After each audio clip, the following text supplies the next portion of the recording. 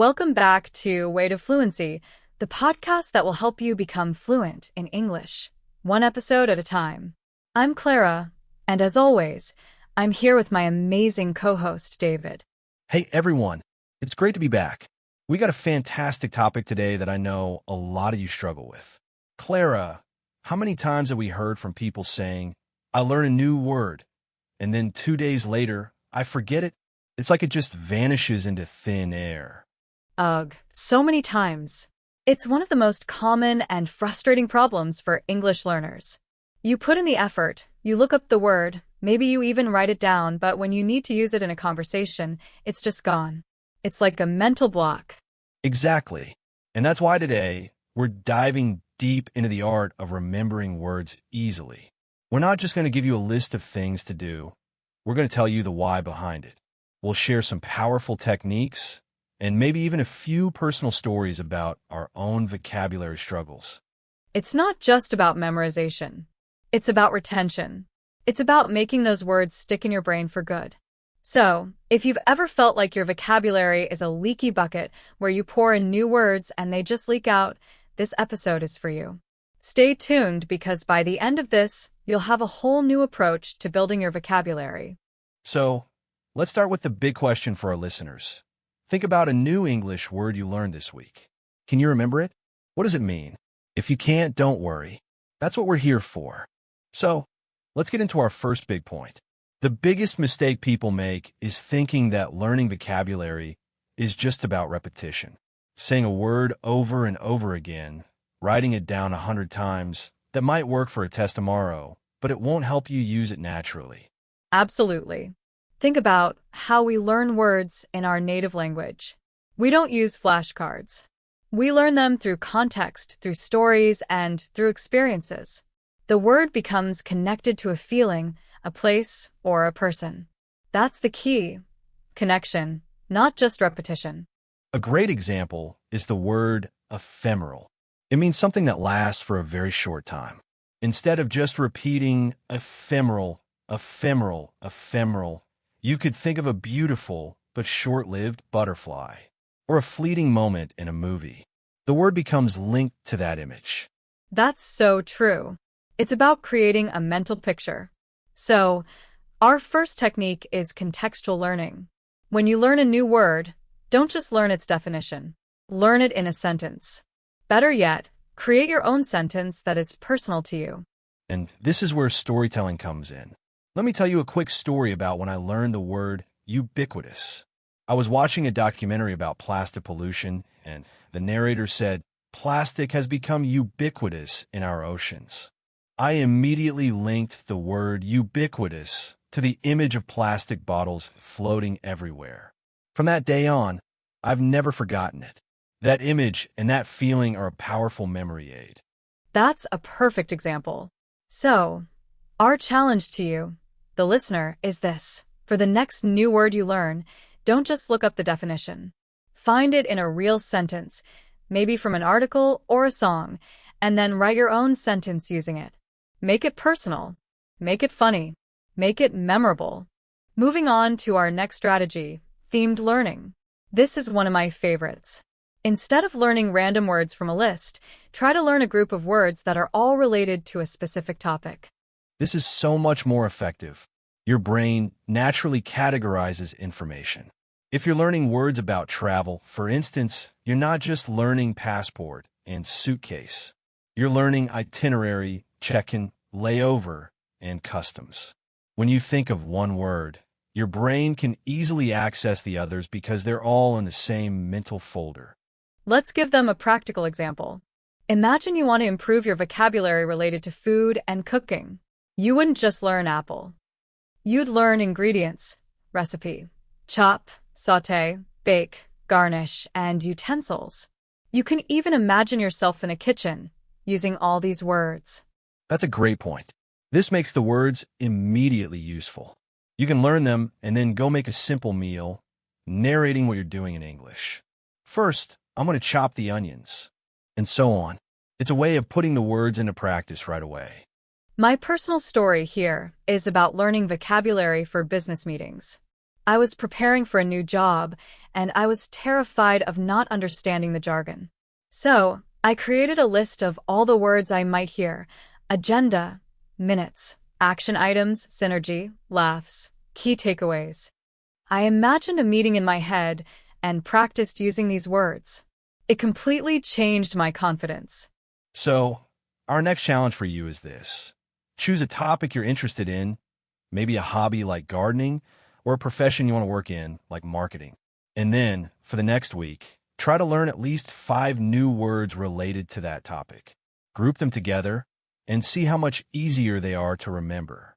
So we've talked about connection and themes. Now, let's get into the mechanics of how your brain retains information. The secret here is a concept called active recall. This is so important. Active recall is the opposite of passive learning. Passive learning is just reading something or listening to it. Active recall is about forcing your brain to retrieve the information without any help. It's like a mental workout. Think about it like this. If you look at a flashcard with the word and the definition, that's passive. You're just confirming what you already see. Active recall is looking at the word, hiding the definition, and then trying to remember it.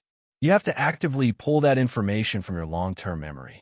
The effort you put into retrieving it is what makes the memory stronger. And this ties into a technique called spaced repetition. This is the idea that you should review information at increasing intervals over time. You don't review a word every day for a week.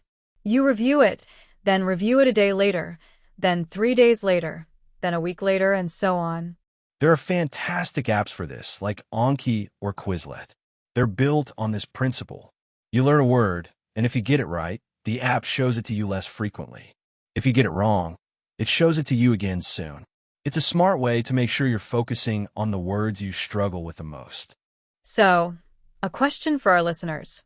What's a word you learned a while ago that you can remember perfectly? Why do you think you remember it? Did you use it in a conversation?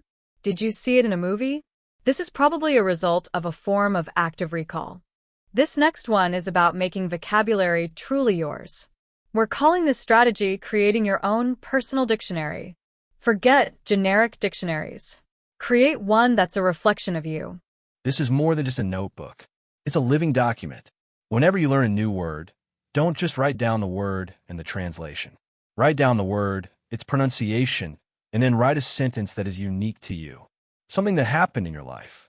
For example, let's say you learned the word serendipity. It means a pleasant, unexpected discovery. Instead of just writing down the definition, you could write a sentence like, "It was a moment of pure serendipity when I found my old childhood book at a used bookstore." This sentence is meaningful to you because it's your story. Another example is the word meticulous. You could write, "My friend Sarah is a very meticulous person. She always organizes her books by color and author." This links the word to a person you know, which makes it much more memorable. Your brain now has a real-world anchor for that word. I love this idea because it turns learning into a creative process. It's not just a chore. It's like you're building a unique language based on your own life experiences. So, a challenge for you. Start a digital or physical notebook. Call it your English vocabulary journal. And for the next week, every time you learn a new word, write a sentence in it that is completely personal to you. We've given you a lot of great ideas, but here's the most important one. You have to use the words in real life. Our brains are like muscle memory. If you don't use it, you lose it. Absolutely. You can have a notebook full of words, but if they never leave the page, they'll never become part of your active vocabulary. So, our first tip here is to speak the words out loud.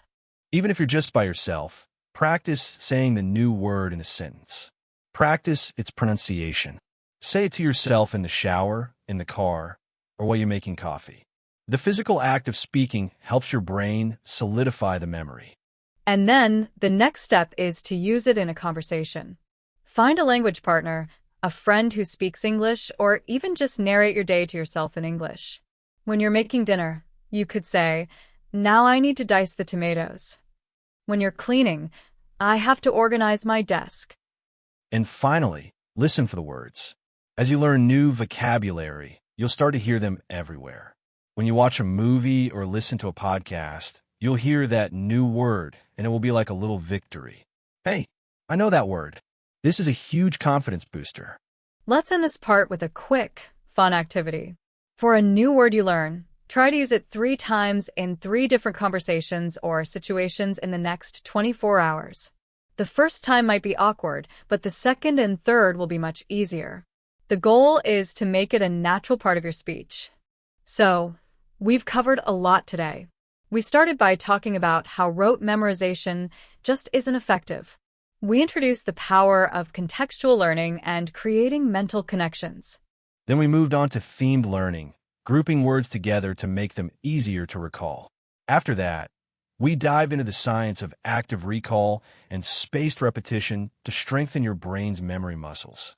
We also talked about creating your own personal dictionary to make vocabulary meaningful and unique to you. And finally, we emphasized the most important part of all. You have to use it to not lose it. Listen, speak, and use those words in real conversations. Learning English isn't just about collecting words. It's about making them a part of your life. It's about using them to express yourself, to tell your stories, and to connect with others. We hope these strategies give you a fresh new approach and a renewed sense of motivation.